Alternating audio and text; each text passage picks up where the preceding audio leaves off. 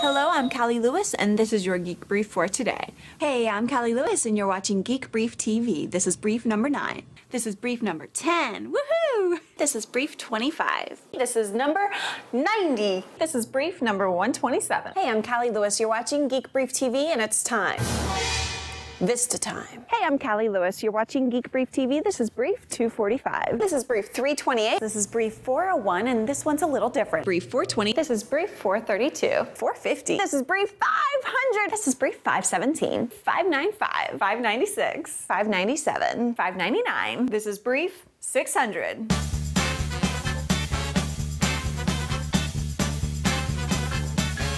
For those of us in the cult, nothing is quite so satisfying as a surprise announcement from Apple. Today, Apple announced major upgrades for their Pro Audio suite of applications, Logic Studio, and their Pro Video suite of applications, Final Cut Studio.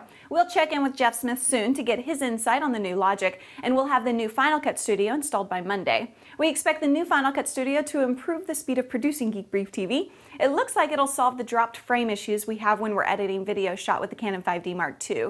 Apple says the new release brings over 100 new features. The one we're most excited about is how Final Cut deals with exports. We released GBTV in 4 formats that we encode one after another after we export a full quality archive. Now we'll be able to export all the formats with one click. Woohoo! We also really like the Blu-ray support. You can export from Final Cut directly to a standard DVD or a Blu-ray disc and include a menu with chapter markers. Now we have to get a Blu-ray burner. As a relatively new Blu-ray user, one of the things I find frustrating is the time it takes for a disc to load and start playing. Sometimes with our player, it takes over a minute, and it's only annoying because load time never seemed to be an issue with standard def DVD players. The Lexicon BD30 is a forthcoming Blu-ray player that'll start playing a disc in 5 seconds. Mark Kellum, Harman's VP of Marketing, told Device.com not to be surprised if the BD30 player is launched with a sticker price over $3,000, which makes me just rebrand my 60-second wait time as settling down time. I'm not too fond of Bluetooth headsets for phone calls. Even the smallest ones seem too bulky. I'd rather just use an earbud to talk on the phone. I'd get this one though. It's called the Orb, and when you're not on a call, it folds into the shape of a ring you can wear on your finger. Audio is delivered using the most unpleasantly named technology I know about, bone conduction. The Orb features a flexible organic light-emitting diode that displays caller ID and other information from your mobile phone.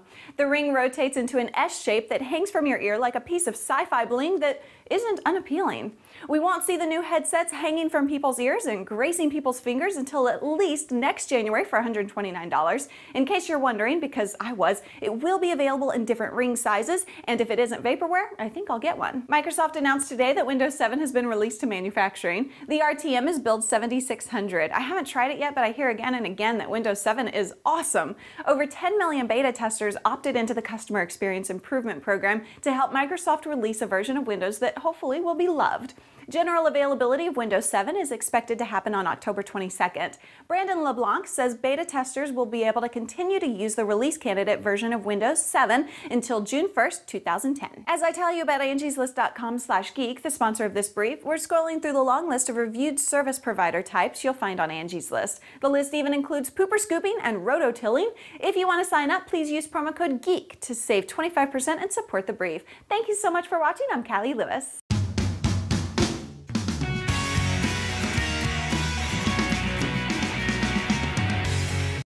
The list even includes pooper scooping.